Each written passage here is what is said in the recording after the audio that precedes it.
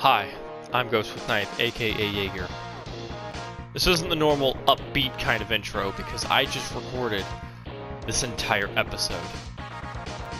But none of it worked, thanks to, I guess, mic issues. So, here I am, trying to re-record all of this with enthusiasm. We're just gonna get right into it. It's Boomerang Cutter time! I will say we're going to be doing a little bit of backtracking for this game. But, after we Boomerang Cutter, we're going to do a little bit of backtracking we need to. Editing in the parts we need to. And then we're going to beat Sync Million, and then I'm going to turn this off. But yeah, this is Boomerang Cutter stage. It's got a sick beat. For a theme. I was trying to get on beat, I'm sorry. But yeah, this is Boomerang Cutter stage. This is also known as Kuwanger's Fortress. In my opinion, this is probably the best level in the entire game. It's just the theme of it, the enemies, everything about it is really cool. As you can see, these enemies, how to deal with them is you have to wait until they shoot to hurt them or trap them, like that. Because they will try to dodge your shots, is what you just saw there, and they do dodge up and down. But yeah, this level's pretty awesome. I do like this level. It's mildly annoying having to play this level 4 times, which yes, we do have to do it 4 times, and you're gonna understand why. But yeah, these are invincible, and if you touch their lasers, they try to shoot you because the fortress is well fortified. Now we're gonna switch to our storm tornado. We're going to destroy these turtles that launch grenades in one shot. Because I'm done playing around with this game. Now, I do enjoy this level. And I would say, I would go on here about how the Storm Tornado is really good. But, again, I'm kind of out of patience right now. Because I'm kind of absolutely furious that my entire recording was destroyed. So yeah, these spikes on this elevator are instant death. Now, thankfully, you can sometimes get lucky, and these enemies will sometimes come at the exact right time, but not right there, though, because apparently I hit the invisible butt hairs of the spikes. As I was saying, sometimes the enemies will come down and give you a nice iframe dodge. Now, if I can make it to this next level without dying, if I can make it to the boss without dying, I can show off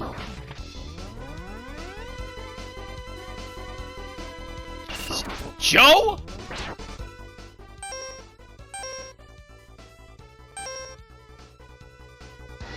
You're pissing me off, Joe! How did you block the entire attack? Whatever, Joe, you're dead. I'm sorry, I'm a bit defeated at the moment. I'm kind of not in the best mental place, but I am now behind Joe, and he cannot attack behind him. Because this isn't like Megaman Classic where the Joes are smart and can jump around and stuff. They're sentries, stalwart, and their positions. Throw these damn lasers. And these stupid randomly spawning... It's okay, I like this level, I'm tired. I'm tired, and I'm frustrated. That's what's wrong here. This is a good level. The theme is great. The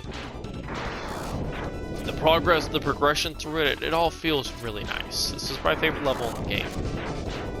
Or at least one of them. I do really like Storm Eagle stage. Just because I know it so well, and the boss I like a lot. But this is a really good stage too. It's got a great theme, it's got a great aesthetic to it. It introduces a lot of unique concepts that aren't really like in other levels in this game. Which is nice, because you like that, see that kind of variety when you play. Almost died again. So it's going to be there, and then we very slowly move here quickly. We slowly but quickly get under that platform, on top of the other one, and then we don't die on the spikes. Like an amateur. Did I mention that I'm incredibly tired? Because I am incredibly tired. I haven't really, like, slept well the past, like, 2 days. So, I don't know why the hell I'm recording this. I'm not even gonna lie to you right now. But yeah, when you use the rolling shield in this part, you get a nice bullet shield, and it instantly kills all the enemies on the way up. So, I do recommend doing Kuwanger stage later in the playthrough anyways, because not only is Kuwanger's fortress just a lot easier with weapons and armor parts, Kuwanger himself is just really freaking hard without his weakness. Like, easily one of the hardest bosses in the game. Also, without the rolling shield, this tower is an absolute nightmare to climb. Or this fortress, I should say. Now we're gonna get up here, and they're gonna be like, "Hey, it's one of them things we can't reach." And I know we can't quite reach it just yet, but that's because we don't have the weapon. Which, spoiler alert, this weapon that we're about to get is the weapon we need for not only this part, but also one of the energy tanks I forgot. Also, I may have forgotten about an energy tank entirely, because it wasn't that way in Extreme, and I keep confusing the Mega Man Extreme level of this for the level that is the Mega Man Classic, or Mega Man X level, and not Extreme. And I will not fall to platforms. That's not going to be me today. I'm not going to fall to the platforms. I will maintain my composure. I will not be angry. I just played this entire level praising the music. I was happy with my life. I got to come back to the stage, and it's been a while, and I do enjoy this stage, but oh man, just re-recording it 4 times, or having to record it 4 times, is a bit frustrating. So yeah. Ow, my elbow! Anyways, I'm gonna introduce you to Kuwanger. And even with all the parts that we have and all the heart tanks, I will say Kuwanger is incredibly hard Buster only. In my opinion, he is the hardest boss in this, like, of the Mavericks in this game. Because I know it looks like, oh, everyone's just gonna be like, oh, he's just cut, man. There's a lot of stuff going on with this boss. He's got that boost attack. He can constantly teleport. I thought he could teleport on the ceiling. Am I crazy?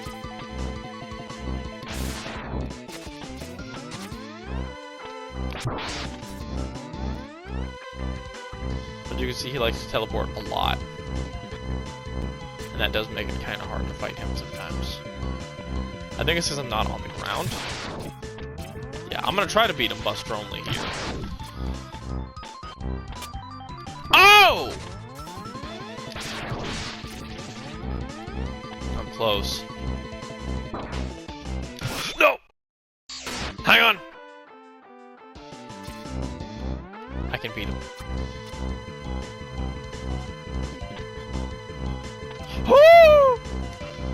Hang on. We can beat him. Oh, I'm gonna beat him! No! I'm sorry, I've never beat this boss. Buster only!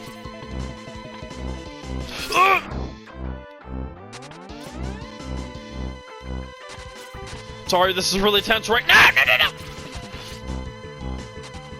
No! No! No! What? What do you mean?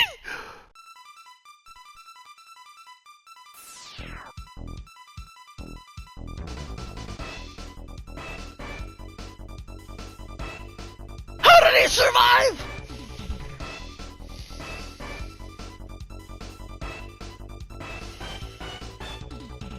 You know, the first time I did this, I had like, on the recording before, you know, where the audio wasn't working. I beat him with the special weapon because I had like a third of my health when I walked in, and he murdered me just as brutally as he did there. And then I came back with the special weapon, and now that he was one hit away, I need to do this. So before we get back in there, yes, it is so much easier to fight the boss with the special weapon. The homing torpedo you get from Launch Octopus because it locks onto him even after he gets done teleporting, and it's really good at tracking him, and it does a lot of damage. You can keep him stun locked into teleporting. But the gauntlet has been thrown. I'm gonna beat this damn beetle with a buster. Cause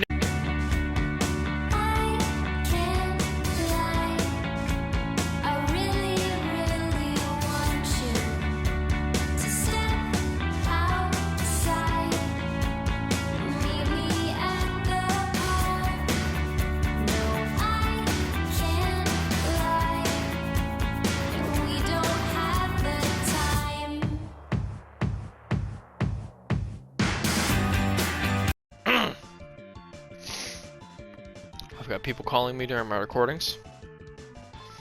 I've got them messing up. I'm dying to Kuwanger with one hit left.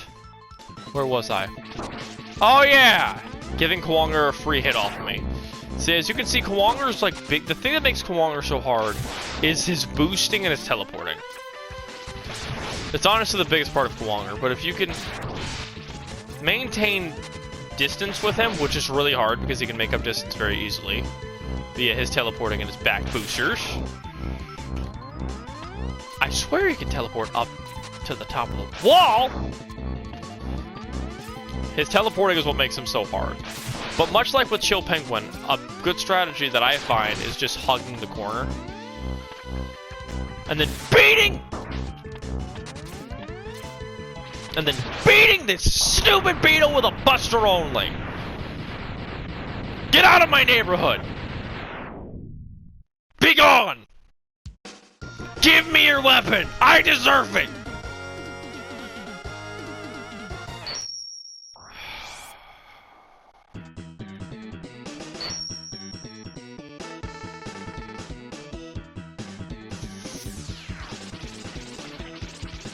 For the more experienced Mega Man X players, they're gonna be like, oh, that was nothing. Do it with Infinity Maginian in that one game you haven't actually finished playing yet. But I've never beaten Kuwanger with only a buster. It feels like victory. God, I'm tired. Let's go backtracking now, shall we? So rolling Armadillo! As you see, we are at the beginning of it, with all the bats and stuff. Thank you, one man. As you come down here, there's a trick. So you see this guy, he comes at you, and then you jump very quickly. And then you tell him bye-bye. Bye-bye. It was nice to see you. Because behind him is the third E-Tank we needed. And I completely forgot it existed, I'm not gonna lie. During my last recording of this exact episode, I was like, where's my fourth E-Tank? And I admittedly had to Google it because I couldn't remember. But now, we will go collect the fourth E-Tank. So remember back in Spark Mandrill stage when we were like, yeah, how do we get this item? Well, now you know how. Using the Storm Tornado, we're gonna blow up these guys. I will say, now that I've got some downtime and I'm a little more calm, the Storm Tornado is just an awesome weapon and absolutely demolishes basic enemies with lots of hit points and hit boxes. It's great. So yeah, here's the E-Tank. I'm not muted, am I? Good. Just wants to make sure. So you get the cutter we just got. The Boomerang Cutter, I think it's called. You try to shoot it, you find out you can't do it, then you jump up, and then you shoot it, and then it goes up for some reason, and not down like it should have. So when you're falling, it goes down. When you're rising, it goes up. But yeah, the Boomerang can pick up the E-Tank that we needed. Congrats, you found out a secret. I'm sorry. My enthusiasm for this game is being drained because I know what we're doing next.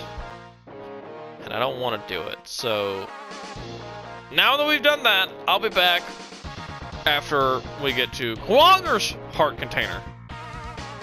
And then we can take on the worst level in the entire game. Alright, so this is how you do it. You press this.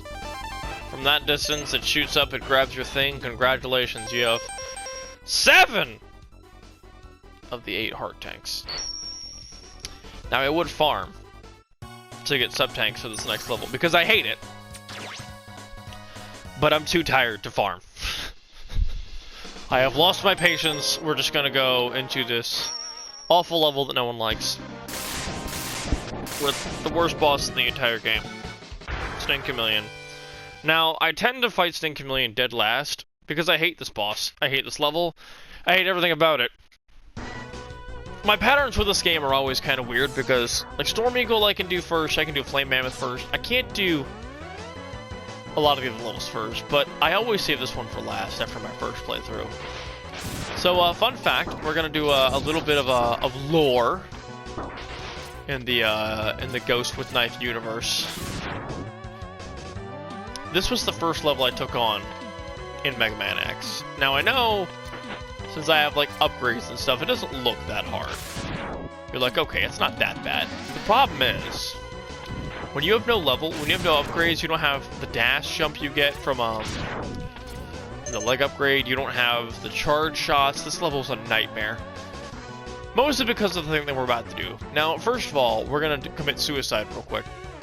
Just kidding. So when you beat Launch Octopus's stage, it floods this area down here, which is important, because you need that to happen.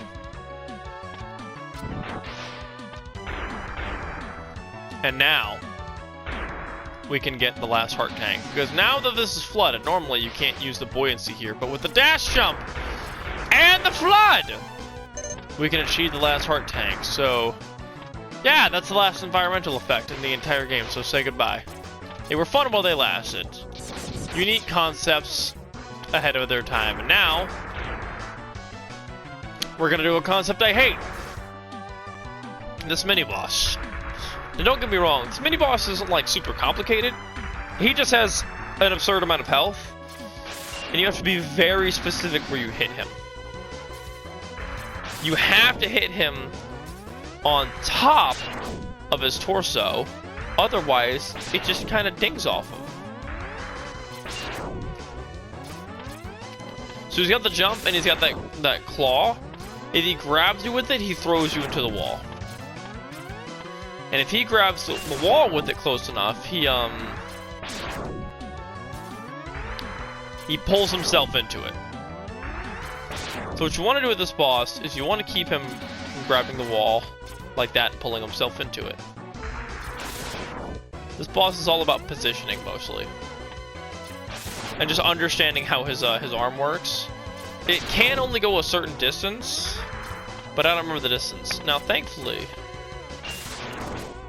the one thing I will say so far is that this fight is going infinitely better than my my previously ruined recordings attempt, where I lost like 3/4 of my health just because I wasn't paying attention. But now that I remember how this boss fight works, after refighting it, I'm on a roll. Now, another, like I said, this boss, the main problem with this boss isn't his, like, pattern. There's two things I don't like. His absurdly large hitbox, and his absolutely ludicrous amount of health. This boss has way too much friggin' health. Like, how many charge shots have I poured into this guy? Also, sometimes he, like, claws the wall, but doesn't, like, commit. Oh, there's the first hit. Here I was like, oh yeah. So yeah, his claw arms have like a ridiculously large hitbox, and I'm not quite sure how to like counter it or why. Also, I just don't like the design of this boss. He looks stupid. Like his torso is supposed to be like a jawless head, and so that's kind of morbid. I can't remember who made this one.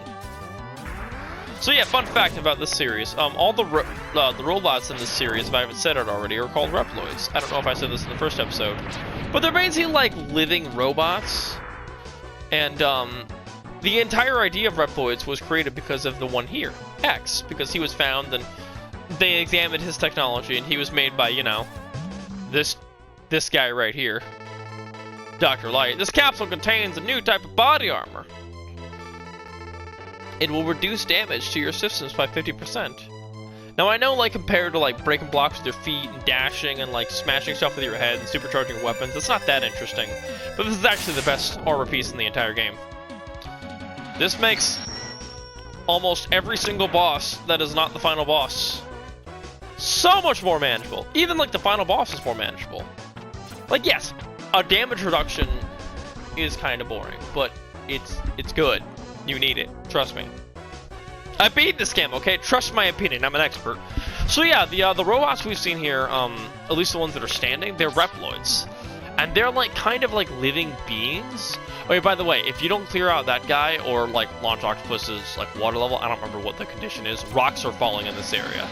Now I know you're gonna be looking at this and be like, well, that's a rock that's falling. No, that's an enemy that you fight while rocks are falling. And I don't remember what the exact condition is.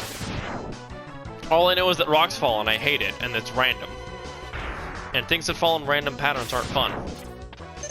But don't worry! Do you not like random patterns in your game? Well, don't worry.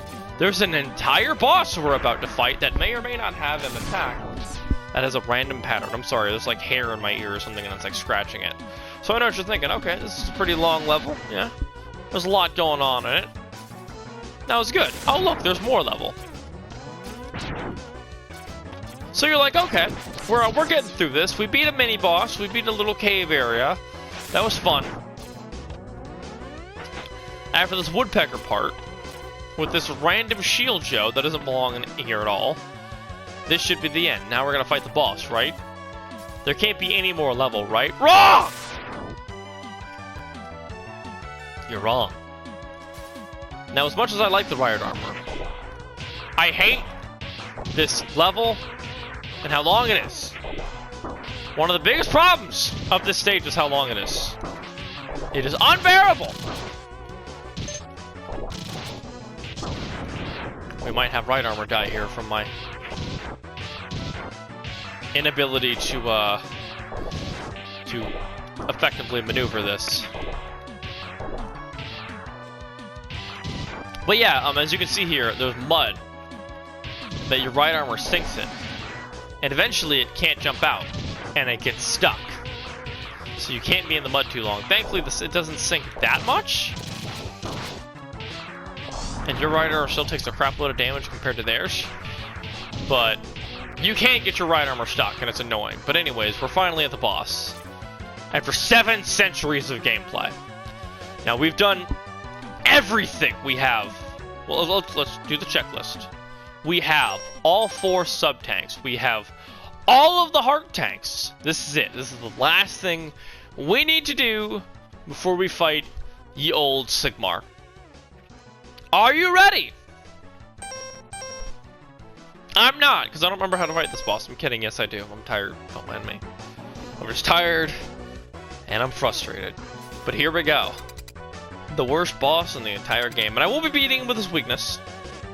But yeah, like I said, this was the first boss I ever encountered in Megaman X1. Because I didn't know the boss order weakness, and I was like, oh, this shouldn't be that bad. I did not beat the mini-boss. I barely made it to this point. And this is what I got. So this is Stinkymillion. This is the worst boss in the entire game.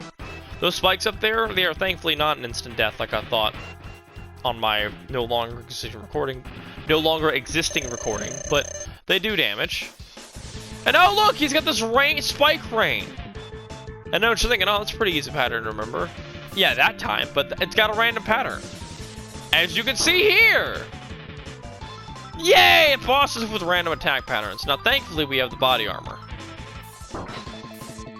But we can't jump too high, like with other bosses. He has a random attack pattern with this. He can turn invisible. Oh, by the way, when he's invisible, he's also invulnerable. And then he's got his main weapon. Yeah, and that's all the Stinkymillion does. He's invisible. He's invulnerable. Fun fact, if you catch your Boomerang Cutter on the way back, it actually like restores the energy back to you. Now, you can kind of stun lock this boss into just constantly climbing. Or like constantly doing this spike rain thing.